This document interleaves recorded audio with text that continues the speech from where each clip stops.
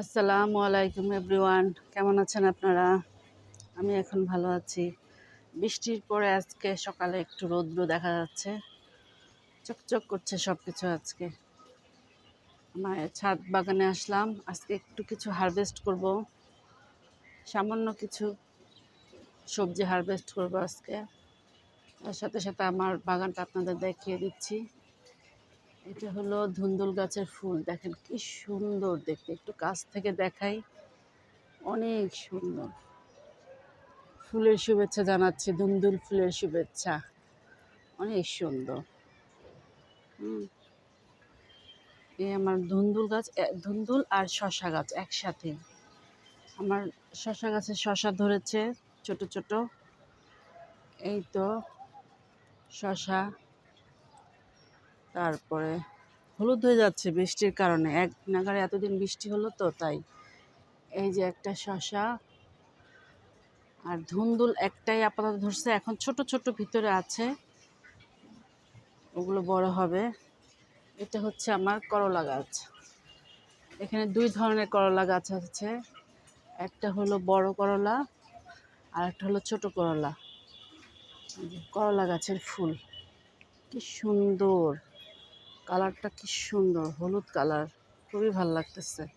এটা বেশ বড় হয়েছে, আজকে এগুলোকে তুলে ফেলবো। এতদিন অপেক্ষায় ছিলাম, আমার নাতনি আসবে, তার হাতে দিয়ে কাটাবো, কিন্তু ও এখন আসতেছে না। ও কবে আসে ঠিক নেই, এর মধ্যে আমার নষ্ট হয়ে যাবে, এর জন্য ভাবছি আজকে কেটে ফেলবো। এই যে হলুদ হয়ে যাচ্ছে, নষ্ট হয়ে যাবে।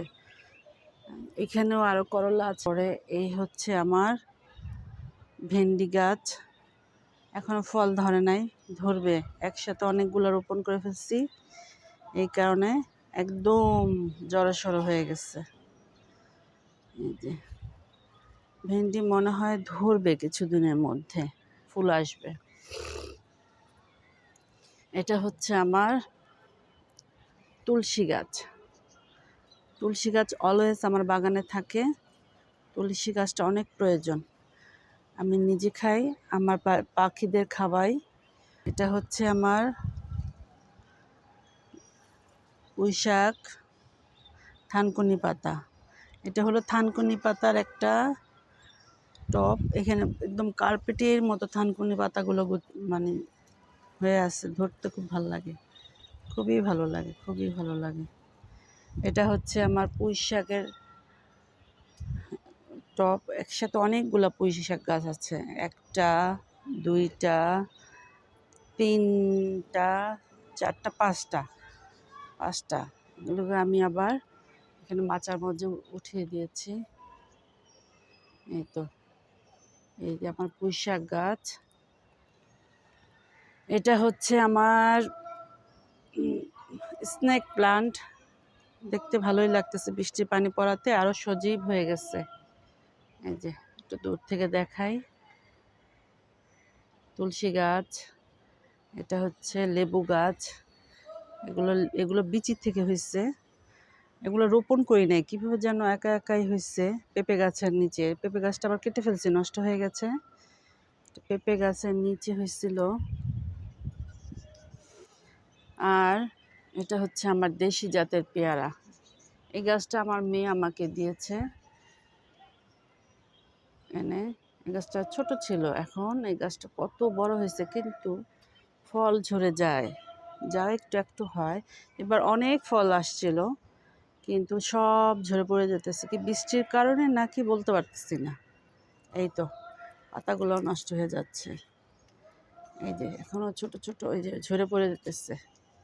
এই যে ছোট ছোট অনেক পেয়ারা আছে কিছু, দোয়া করবেন যাতে সব যেগুলো আছে সেগুলো থাকে।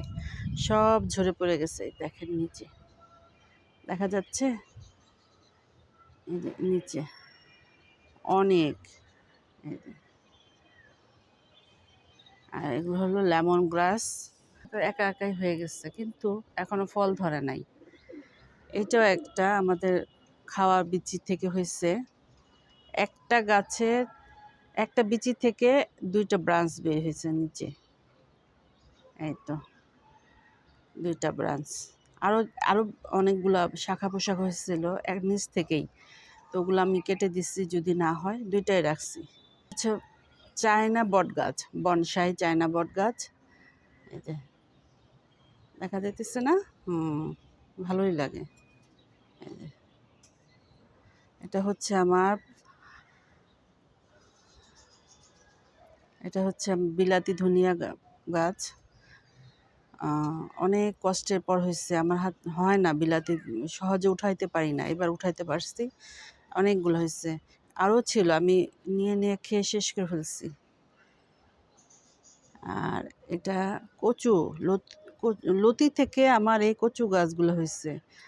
আমার আম্মু আমাকে লতি দিচ্ছিল খাওয়ার জন্য, সেগুলোর থেকে আমি কিছু লতি এখানে রোপণ করে দিছিলাম।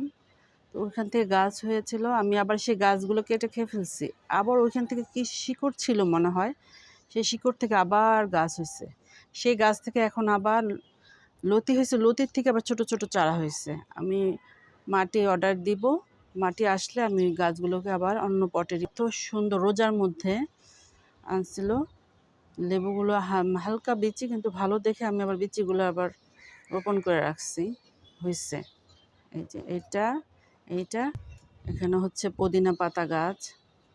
পুদিনা পাতা গাছ বৃষ্টিতে আর কতদিন ধরে তোলা হয় না, পাতাগুলো হলুদ হয়ে যাচ্ছে।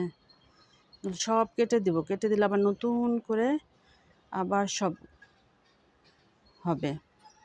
এটা এই টবটাকে পুরা খালি করে দিছিলাম, আবার এখন হচ্ছে।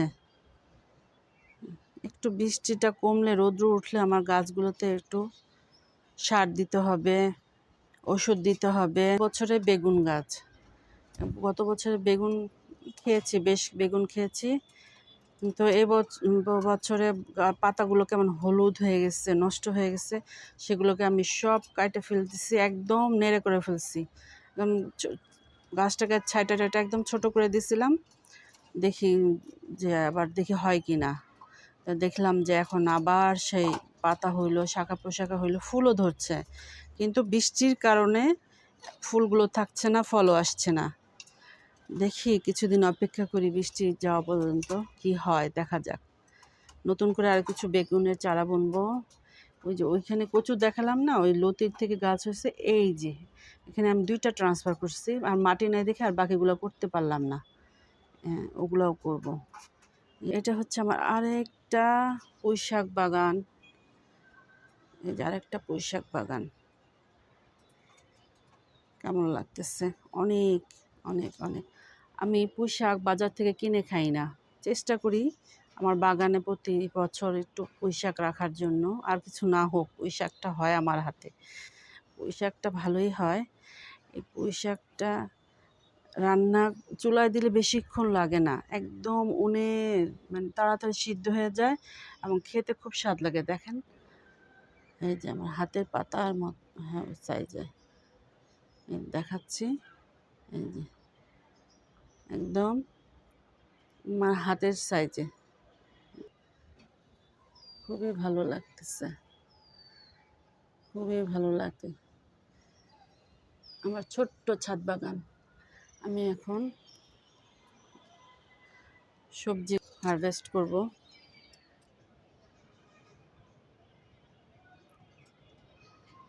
এখন আমি করলা কাটবো, বিসমিল্লাহির রহমানির রহিম। কেটে ফেললাম। আমার এই বছরে প্রথম করলা গাছের থেকে ফল হারভেস্ট করতেছি। তারপরে এই একটা, এটাও কেটে ফেলি, বিসমিল্লাহ। নিজের ক্ষেতের সবজি কাটতেও ভালো লাগে, খেতেও ভালো লাগে, মনটা খুবই শান্তি লাগে দেখতে। এখান থেকে এই করলাটা পুরো পেকে গেছে, নষ্ট হয়ে গেছে নাকি বলতে পারবো না। এখান থেকে এই ধুন্দুলটা কাটবো,